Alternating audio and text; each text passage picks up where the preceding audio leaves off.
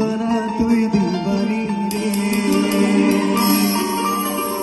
ঠিক আছে হ'ব, এতিয়া আমি যিহেতু সময় হৈ আহিছে হয় নাই, তো আমি আৰু আজিতো কামৰ দিন হয়, আৰু কেইটামান গান গাম আৰু সামৰণি মাৰিম বুলি ভাবিছোঁ হয় নাই।